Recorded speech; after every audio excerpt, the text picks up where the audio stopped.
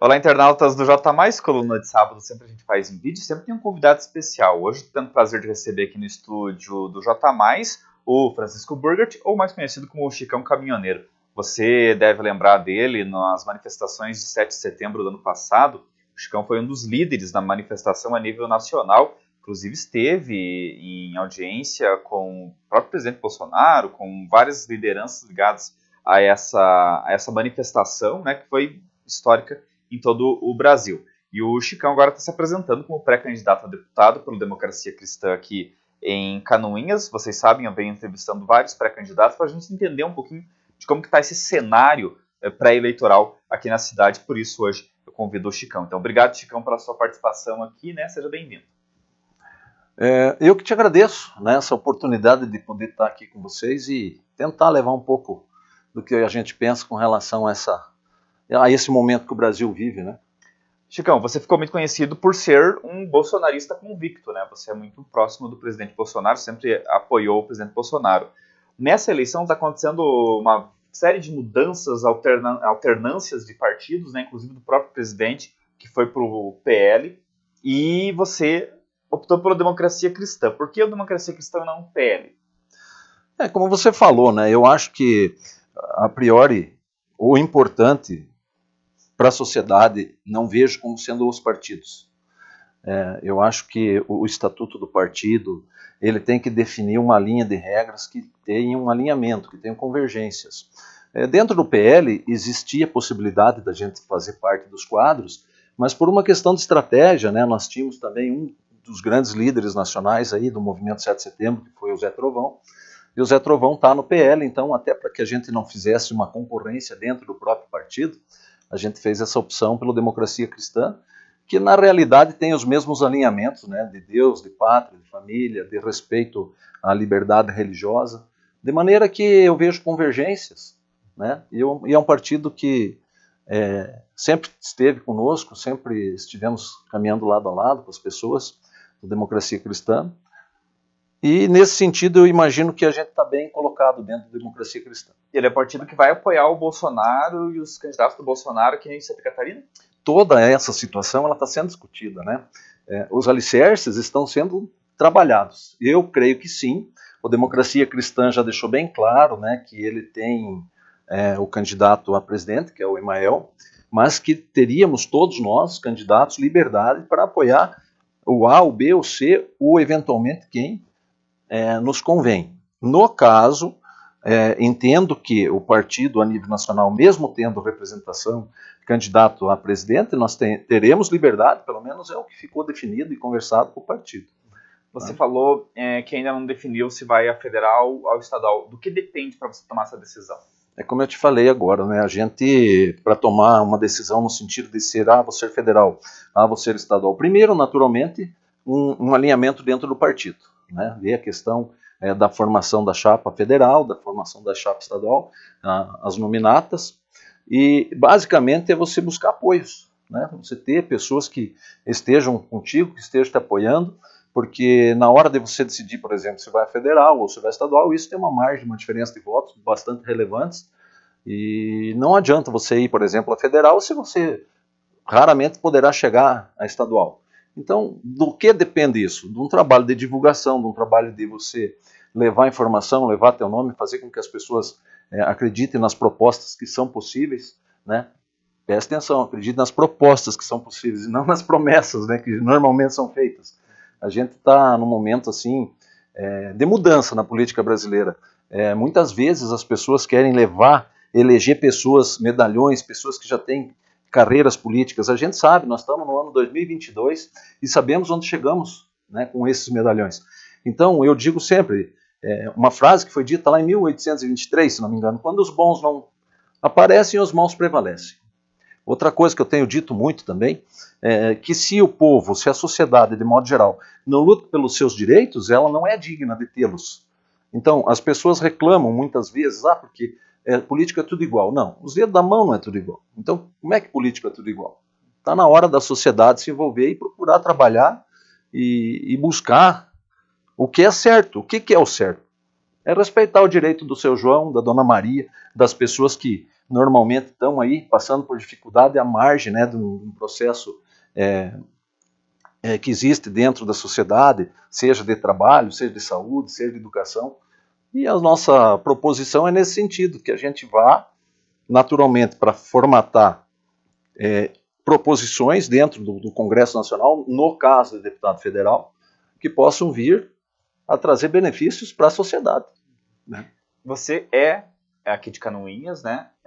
Obviamente que é um lugar onde você tem a maior interesse, né, em conseguir votos, porque é a tua região, né? E a gente vive um momento assim de absoluta transformação, né? Política, considerando todos os acontecimentos que a Operação Pater Filium desencadeou, né? Prisão do prefeito, do vice, o vice era um dos nomes mais comentados para disputar uma vaga na Assembleia. Isso foi importante para você tomar essa decisão de lançar a pré-candidatura?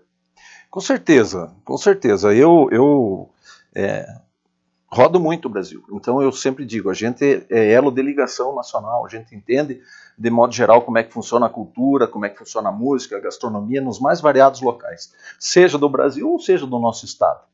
A nível local, tendo como a minha base territorial Canoinhas, eu sendo filho de Canoinhas, naturalmente que essa situação que aconteceu nas 2 últimas semanas aí, elas foram relevantes para que eu tomasse uma decisão. Até porque existia uma possibilidade, né, eu também tenho um domicílio no Paraná, de repente eu sairia candidato pelo estado do Paraná, até para que a gente não houvesse, digamos, uma concorrência, né, com nomes bons que tem aqui dentro do estado. E a nível local, isso foi talvez um fator determinante para que eu me apresentasse. Né? Porque eu vejo assim, ó, para mim, independe de quem está, se é do partido A, do partido B, do partido C. O que nós precisamos é ter pessoas justas, honestas, com moral, que possam representar a sociedade. Então, o fato, digamos, do vice-prefeito ser um forte candidato e ter ocorrido o fato da sua prisão, naturalmente que deixou uma vaga, um clarão aqui. E se nós não se apresentar, é como eu disse, quando os bons não se apresentam, os maus prevalecem. Chicão, na eleição passada para prefeito, o Ivan Kraus foi o candidato a prefeito aqui de Canoinhas e usou muito a figura do Bolsonaro, até como uma atitude coerente, considerando que a região votou muito, em massa, né, 70% dos votos no Bolsonaro na última eleição. Canoinhas também, 73%, alguma coisa nessa margem aí. Por que, na tua opinião, o Ivan não teve sucesso, ou seja, ficou em terceiro lugar? Olha, é justamente pelo que eu acabei de falar. As pessoas normalmente elas acreditam em medalhões. Né? Elas acham que é mais fácil eleger aquele que já é um rostinho conhecido do que dar uma oportunidade para o Ivan, ou para o Chicão, ou para quem quer que seja que esteja aparecendo num primeiro momento. Né? E isso aí, o Ivan, nós estávamos aliados ali no partido PRTB, que na ocasião era o partido do vice-presidente. Então, a gente teve inclusive depoimentos do próprio vice-presidente dizendo que o Ivan seria um bom nome. O tempo passou, meu pai dizia sempre que nada como o tempo para mostrar as realidades e as verdades. E hoje, Canoinhas, infelizmente, está passando por esse momento que eu vejo necessário, porque antes tarde do que nunca a justiça precisa ser feita e as coisas precisam ter uma definição, uma nova redefinição. Talvez se a eleição fosse hoje, certamente o resultado era outro. Porque, inclusive, quem ficou em segundo lugar, no caso da dona Norma, hoje já não faz mais parte do partido pelo qual ela concorreu. Eu vejo que o Ivan é uma pessoa preparada, uma pessoa capacitada. Se porventura amanhã depois ele pleitear esse cargo, eu tenho certeza que o resultado vai ser outro. E pode haver aí também, porque o Ivan até já deu entrevista aqui como pré-candidato a deputado estadual. Pode haver uma dobradinha, você para federal, ele para estadual? É como eu te falei, a gente vem buscando apoio, né? A gente vem buscando convergências, sejam convergências de pessoas que vão apoiar a candidatura, levando as proposições para a sociedade. Eu tenho uma boa relação com o Ivan. Né? Nós temos uma relação de amizade, eu posso dizer assim. Né? Respeito, consideração, o Ivan é uma pessoa muito preparada. Evidentemente que se houver um alinhamento, para mim vai ser um prazer, né? Com certeza.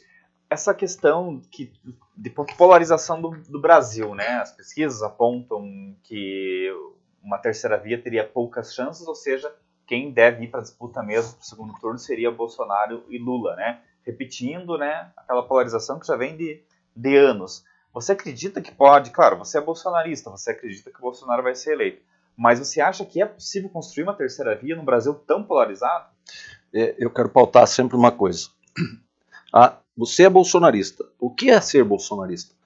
Ser bolsonarista é ser uma pessoa que tem uma conduta correta, que busca, digamos, um país que não permita a corrupção. No sentido de apoiar o Bolsonaro. Vamos dizer assim, você é apoiador do Bolsonaro, né? Não vamos usar esse termo bolsonarista. Na situação atual, sim.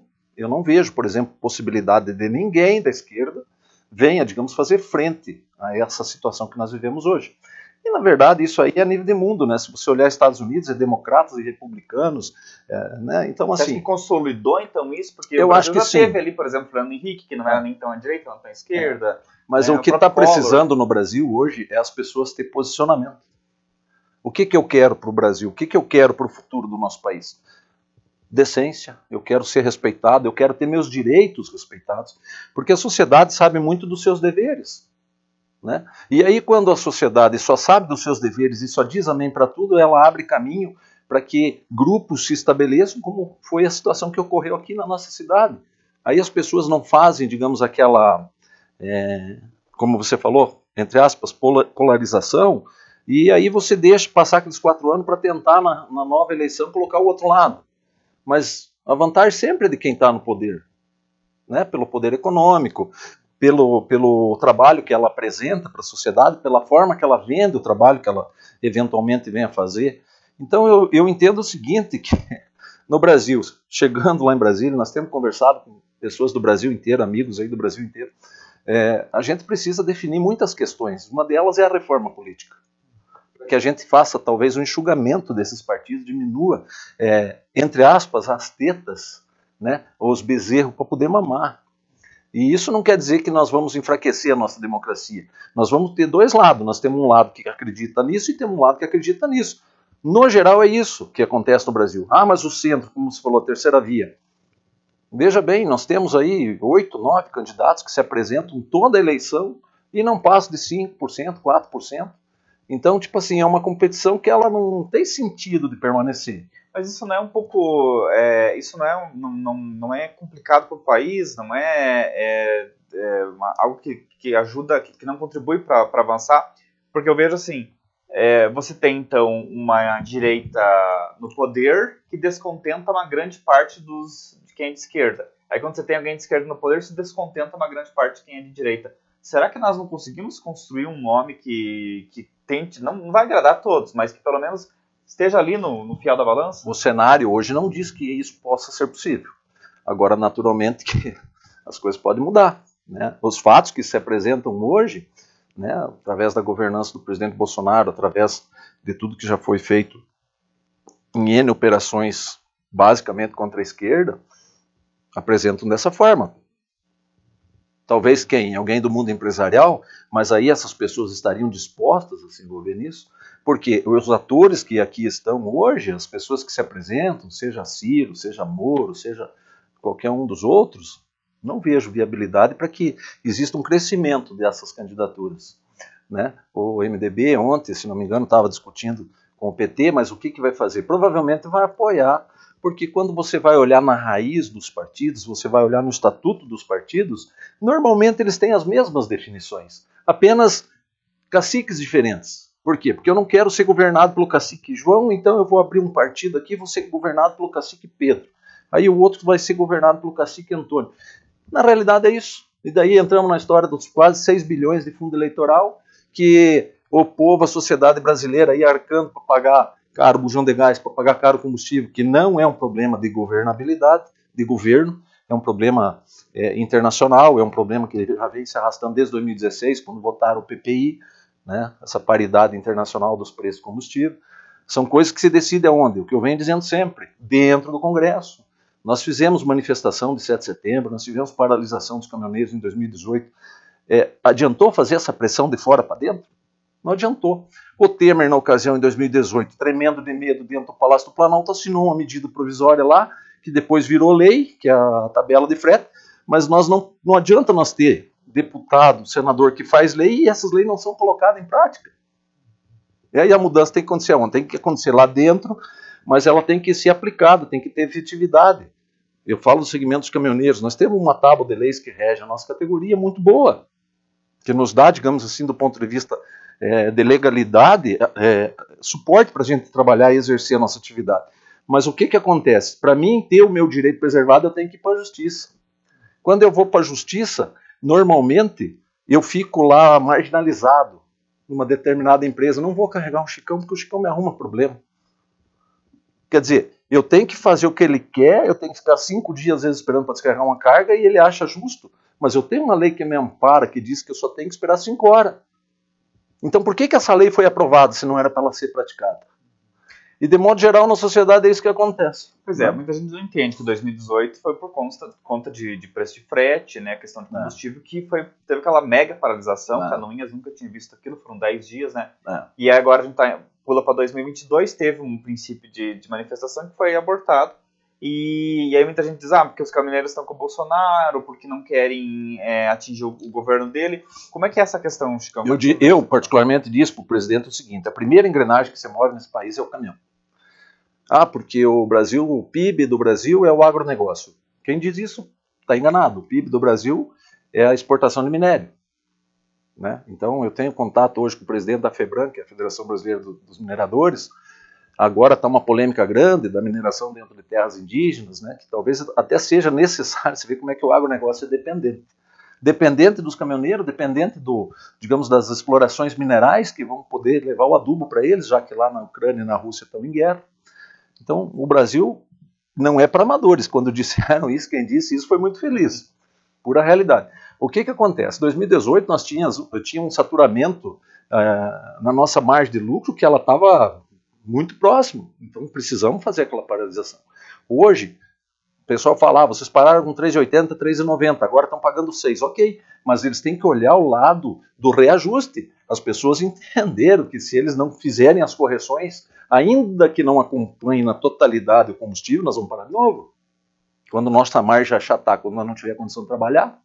Eu falei para o ministro Lorenzoni, se o cara tem R$500 no banco, aí o camarada oferece um frete para ele de 500, o custo dele é 1.000, o que ele faz? Ele vai lá e tira aquele 500 do banco que ele já... e coloca ali para fazer o frete. O caminhoneiro é aguerrido, o caminhoneiro é lutador. Agora, quando ele não tem o 500 no banco, só oferece 500, não dá para ir. Não tem como. Mas aí a gente... Hoje, só para concluir, claro. hoje, por que não para? Tu disse, né, fizeram umas ameaças e tal.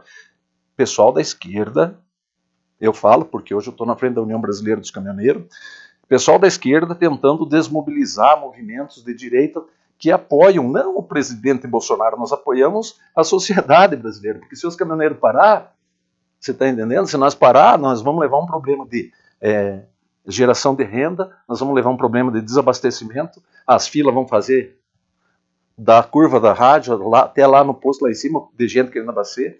Então nós vamos levar um problema para a sociedade, nós não vamos levar um problema para o presidente. O presidente é fácil, ele vai lá e dá um canetaço, como o Temer fez, cria uma lei, dura 6 meses, depois não vale mais. Eu acho que o que nós temos que fazer é lutar para que as leis tenham vigência, que elas se perpetuem. Por que nós não paramos? No dia 27 de outubro, ninguém sabe disso, eu vou contar aqui, aproveitar a oportunidade, existiu uma reunião marcada dentro do Palácio do Planalto, de uma associação chamada Abrava. E o presidente tem uma interlocução muito boa com uma associação chamada Abrapa. Então você veja que existe uma similaridade, né, de nomes. Nós conseguimos desconstruir essa reunião da Brava. Mas a Brava não tem direito de falar com o presidente, Chicão? Claro que tem. Mas a Brava, 2, 3 dias antes, estava no Rio de Janeiro fazendo vídeos e lives, metendo pau no governo, dizendo que ia derrubar o presidente se precisasse, não ia sobrar nada em Brasília. E era associação do quê? Dos veículos automotores. Sim, também ligado a motoristas. Não a motoristas, ligado a sindicatos. Né, sindicatos. Hoje, por exemplo, como motorista autônomo, eu não tenho uma representação sindical. Nós temos uma organização nacional, mas não temos uma entidade que nos representa. Teoricamente, CNTA, que é a Confederação Nacional do Transportador Autônomo, mas que também é omissa, né, que também não faz a parte dela. Ela joga conforme o vento. E aí, nessa altura do campeonato, eles abriram espaço para que a gente se organizasse. De maneira que hoje, até a gente está um assunto muito pertinente no momento, a questão da concretude do voto, né? Nós temos que saber realmente se nós votamos no João, o voto foi para o João. E a gente... Aí a Brapa entrou nessa reunião. Que não, é também de... Não, a Abrapa não foi para a reunião. A Abrapa apenas disse, olha, vejam se vocês não se confundiram, porque a Abrapa basicamente apoia a governabilidade do país com o presidente Bolsonaro hoje. E a Brava, 2 dias antes, estava metendo o pau no presidente, dizendo que iam derrubar, se precisar meter fogo em Brasília, iam ser recebidos. É a mesma coisa assim, ó. Como é que eu vou falar, explicar isso? São posições antagônicas, né? E aí o presidente... Fazia sentido, né? O presidente poderia discutir com os caras, por exemplo, uma greve dos caminhoneiros. Eu acho que esse não é um assunto para o presidente. Até que ela não aconteça, né? O presidente tem pessoas que trabalham hoje dentro das mais variadas secretarias para que isso não aconteça. Por que os caminhoneiros não pararam com o diesel às 6 e lá vai bordoada? Não paramos porque realmente nós estamos conseguindo, a passo de tartaruga, é verdade, mas uma efetivação na majoração dos fretes. O frete está subindo, então a nossa margem está vindo ali de forma linear, mais ou menos mantida. Agora, se ela achatada, aí vai acontecer como aconteceu em 2018. Mas e a questão do fato do preço do combustível estar atrelado ao mercado internacional? Guerra na Ucrânia está afetando a questão do que está vindo da Rússia, né? Porque os russos exportam também petróleo. Diante disso, qual que seria a solução? Existe uma solução? Você acha que tem que privatizar a Petrobras? Isso seria a solução, talvez? Eu entendo o seguinte, políticas de governo. Temos que voltar um pouquinho na história, temos que voltar antes do PPI. Hoje, nós estamos vendendo petróleo que o pré-sal tira a $65 em média. E estamos importando o produto na faixa de 100, 110, chegou a 128 no início da greve. Mas a gente exporta cru, né? Por quê? Porque nós não tivemos uma política de governo em governos anteriores. Não me refiro basicamente a governo do PT, mas uma política de governo que tivesse uma visão estratégica de futuro, que não fizeram investimento em refinarias. Nós temos o Coperj no Rio de Janeiro, que agora começou de novo, superfaturado 4 vezes, né? Estava parado. No Elefante Branco. No Elefante Branco. Nós temos lá em Ipojuca, no Pernambuco. Nós temos em Bacabal, né? No Maranhão. Chegaram a inaugurar a pedra fundamental, o presidente da República, poupas e circunstâncias, está tudo parado. Quer dizer, dinheiro do povo que vai para lá. Se essas refinarias tivessem sido redefinidas, retrabalhadas, se nós não tivéssemos gastado dinheiro com coisa lá fora, com Passadina, se nós não tivéssemos perdido refinaria para a Bolívia, né? Quer dizer, talvez nós tivéssemos um preço menor hoje aqui. Daí, atrelado a isso, governos anteriores não tiveram projeto de nação, nós chegamos em 2015. A ex-presidente Dilma mandou para o Congresso o PPI, que é o Plano de Paridade Internacional. É muito simples de entender por que ela fez isso. A Petrobras dava muito dinheiro para o sistema, só que o dinheiro estava acabando. Não tínhamos um PPI que tinha uma paridade internacional. O que aconteceu? Precisamos atrelar esse preço ao preço internacional, porque naturalmente nós elevaremos o nosso preço interno. Nós, ali naquela ocasião, o pré-sal ainda estava num processo embrionário, então nós vamos exportar, vamos comprar mais caro, nós podemos elevar mais a nossa margem para que a gente tenha os benefícios que a Petrobras concedeu a governos anteriores, permaneceria. E o buraco seria tapado, e o povo do Brasil, ninguém ia saber de nada. Nós estamos pagando a conta hoje dos processos dos americanos, que são investidores na Petrobras, que entraram com ações, né, tirando o couro de quem? Do seu João, da Dona Maria, da gente, do dia a dia, das pessoas, dos caminhoneiros. Então, quando eu digo assim que nós temos que ter um projeto de nação, nós temos que entender o Brasil. Nós não podemos ficar nessa coisa. Ah, você, como se citou já hoje, você é defensor do presidente. Sim.